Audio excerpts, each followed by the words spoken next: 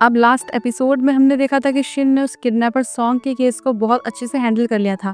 फिर नेक्स्ट हमें दिखाया जाता है कि वो एक क्लॉ मशीन से गिफ्ट निकालने की कोशिश कर रहा था, लेकिन उससे निकल नहीं रही थी और उसने खूब सारे पैसे भी खर्च कर दिए थे। तब एक बच्चा आता है और उसका मजाक बनाता है, कहता है कि मैं तो उससे पहली बार में निकाल सकता हूँ, अगर मैं निकालूंगा तो मुझे क्या मिलेगा। तो शिन बाद में उसे इसके बदले चॉकलेट देता है और वो उसके लिए सॉफ्ट टॉय निकाल देता है। फिर फिलिप को दिखाया जाता है कल रात उसने शिन और योंगसू की बातें सुन ली थी। मतलब उसको पता चल गया था कि इसने सॉन्ग और उसकी माँ को चुपचाप से देश से बाहर भगा दिया। तो उसे इस बात पर गुस्सा आ रहा था कि फिर मुझे क्यों नहीं बताया, क्या हम लोग एक साथ में नहीं है, मैं उसका काम नहीं कर रहा हूँ क्या। तभी सियोन उसे आवाज मारती है क्योंकि वो उसे राइडिंग पर लेकर जाने वाली थी। इसलिए फिलिप तो खुश हो रहा था, इमेजिन करने लगता है कि वो और सियोन दोनों एक साथ रोमांटिक राइड पर जा रहे होंगे। उनकी स्कूटी हवा में उड़ रही होगी, लेकिन असली में ऐसा कुछ नहीं होता क्योंकि वो उसे ट्रेनिंग करवाने के लिए लेकर आई थी। पर तब ये दिखाया जाता है कि सियोन के हाथ में दर्द हो रहा था। वहीं शिन सियोन की बहन से मिलने जाता है और उसे वही सॉफ्टवेयर गिफ्ट करता है। उधर सियोन डॉक्टर के पास आती है क्योंकि उसके हाथ में सच में एक बहुत बड़ा कट लगा हुआ था, तो वो उसके ट्रीटमेंट के लिए ही आई थी। जबकि फिलिप अभी शॉप पे सफाई कर रहा था। उसे शिन पर गुस्सा आ रहा था कि उसने उसे सॉन्ग के बारे में क्यों नहीं बताया।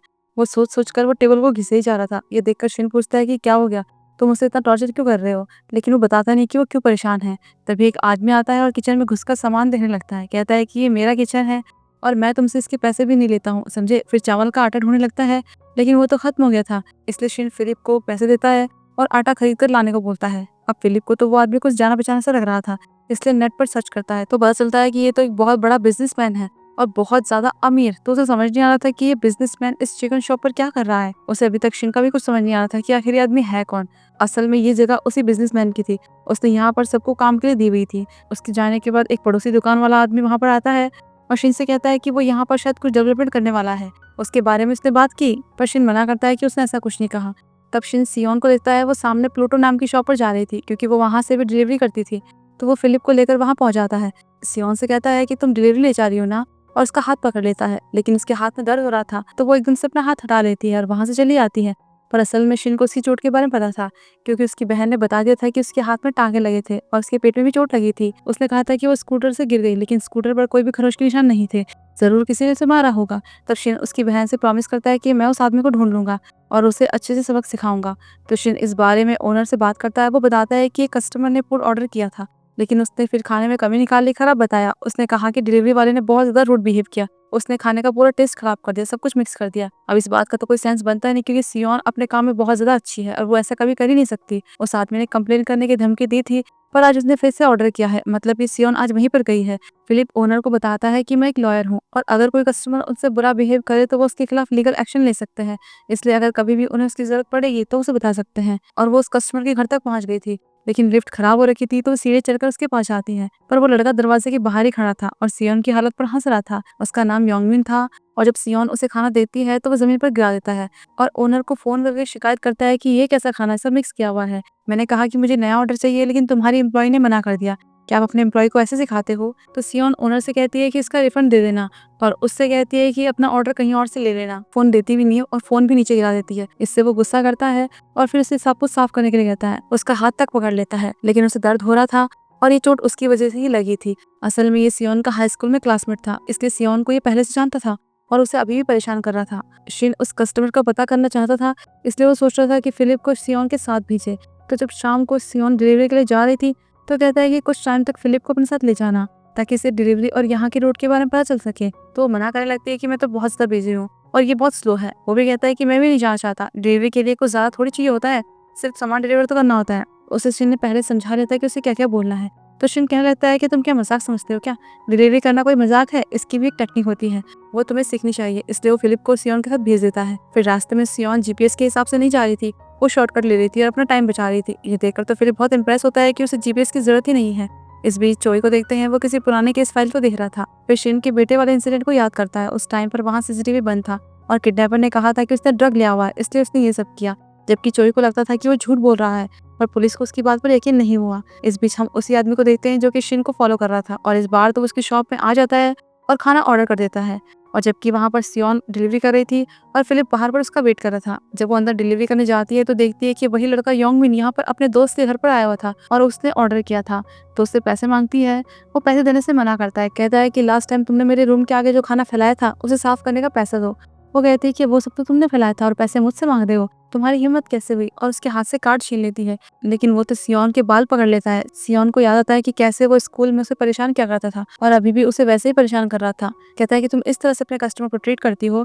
फिर जैसे उसे मारने के लिए हाथ आगे करता है कि फिलिप वहां पहुंचाता है और उसका हाथ पकड़ लेता है। कहता है कि तुम ये क्या कर रहे हो।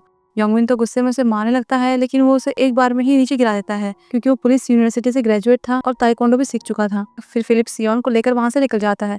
उसे लग रहा था कि कहीं इसकी वजह से ही उसने पढ़ाई तो नहीं छोड़ी, पर वो मना करती है कि ऐसा कुछ नहीं है।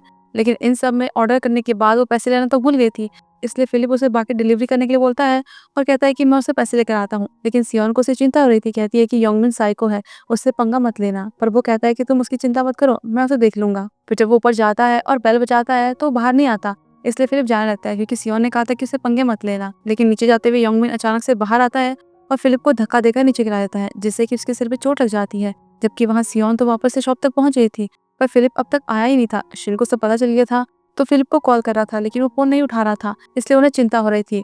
अब सियोन तो उसे ढूंढने के लिए वापस चली आती है, तो शिन भी फटाफट से अंदर जाता है, अपने कस्टमर को बताता है कि मुझे कुछ जरूरी काम है, इसलिए शॉप बंद करनी पड़ेगी। फिर वो सियोन के पीछे निकल जाता है। सियोन वहां तो आ गई थी, पर उसे फिलिप तो नहीं दिख रहा था। लेकिन योंगबिन किसी कार वाले से बात कर रहा था, उसे शक होता है और वो उस कार का पीछा करने लग जाती है। फिर फिलिप को देखते हैं उसे होश आता है, तो वो बंधा हुआ था और वो उसी कार के अंदर था और वो गाड़ी अभी डंप यार्ड में थी। इतने में सियोन भी यहाँ पहुंच गई थी। फिर जैसे शिन आता है तो वो जल्दी से अंदर जाते हैं और फिलिप को ढूंढने लगते हैं, क्योंकि उन्हें भी शक हो गया था कि शायद फिलिप उसी कार में है। और अंदर एक एम्प्लॉय फिलिप वाली गाड़ी को क्रशर के नीचे रख देता है और मशीन ऑन भी कर देता है, जबकि अंदर से फिलिप हेल्प के लिए चिल्ला रहा था, पर उसने हेडफोन लगाया था इसलिए उसे सुनाई नहीं दे रहा था। तभी सियोन गाड़ी को देखकर पहचान जाती है और जल्दी से जाकर मशीन ऑफ कर देती है। इससे वो लोग फिलिप को बचा लेते हैं। उससे तो चला भी नहीं जा रहा था, उसकी हालत बहुत खराब थी। सियोन उस पर गुस्सा करती है कि मैंने कहा था कि उस साइको से मत उलझना, तुम्हें पता नहीं कि वो क्या कर सकता है, तुम कोई और जगह ढूंढ लो, ये जॉब तुम्हारे लिए नहीं है। तो फिलिप उसे सॉरी बोलता है, कहता है कि तुम मेरे लिए परेशान हो गई होगी ना। लेकिन वो रोने लग जाती है, कहती है कि मेरी वजह से आज तुम मरते मरते बचे। वहीं शिन डंपयार्ड के ऑफिस जाता है तो पता चलता है कि उनका सीसीटीवी काम नहीं कर रहा था, मतलब किसी ने बंद कर दिया। जो 2 एम्प्लॉय अभी वहां पर थे उनमें से किसी ने भी बंद नहीं किया था, जबकि बाकी सारे लोग डिनर पार्टी के लिए गए थे और पार्टी बॉस की तरफ से थी। लेकिन ये दोनों पार्टी के बाद यहाँ पर वापस कुछ काम से आ गए थे। तो फिर शिन अपने उसी दोस्त किम को कॉल करके इस बारे में इन्फॉर्म करता है और यहाँ के बारे में पता करने के लिए कहता है। इतने में सियोन फिलिप को हॉस्पिटल लेकर गई थी, तो जब वहां पहुंचता है तो देखता है कि फिलिप एकदम ठीक था। उनके पास कोई एविडेंस भी नहीं था और ना ही डॉक्टर रिपोर्ट थी, तो अब ऐसे में वो लोग उनके खिलाफ कैसे फाइट करेंगे। पर शिन कहता है कि उन बदमाशों की हिम्मत कैसे हुई मेरे स्टाफ के साथ बदतमीजी करने की, मैं उन्हें ऐसे ही नहीं छोड़ूंगा। बाद में फिलिप शिन से पूछता है कि आपको कैसे पता चला योंगमिन के बारे में कि वो सियोन को परेशान कर रहा है, और तभी तो आपने मुझे इसके साथ डिलीवरी के लिए भेजा था। वो कहता है कि मुझे पता नहीं था, लेकिन प्लूटो के ओनर ने जैसे बताया था कस्टमर के बारे में, तो बस मैंने सोचा कि पहले से उसकी तैयारी कर लेता हूँ। इस बीच किम को योंगमिन के अड्डे का पता चल गया था, इसलिए शिन डिलीवरी का बहाना लेकर उसके पास जाता है। वो दरवाजा खोलता है और कहता है कि मैंने कोई ऑर्डर नहीं किया। तब शिन अंदर झांकता है, वो बैग पैक कर रहा था, मतलब कि भागने की तैयारी में था। कहता है कि तुम जरूर योंगमिन हो ना, तुमने मेरे आदमी को मारने की कोशिश की। वो कहता है कि मैंने ऐसा कुछ नहीं किया, तुम्हारे पास क्या प्रूफ है।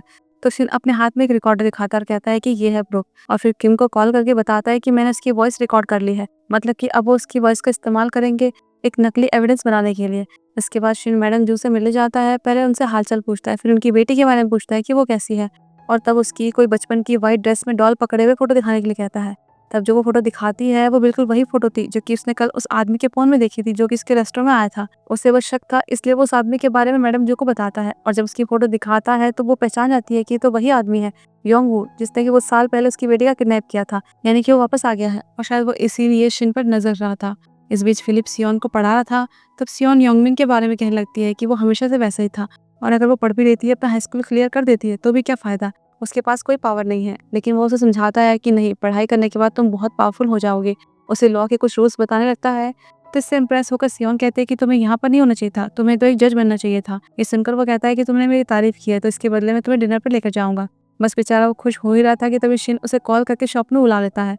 तो वो गुस्सा करता है कि आपने तो कहा था कि आज छुट्टी है, मुझे क्यों बुलाया। फिर उसे सॉन्ग के बारे में पूछता है कि आपने उसे बचाया और उसे यहाँ से बाहर भगा दिया। अब ये सुनकर तो शिन पहले चौंक जाता है कि उसे पता चल गया है।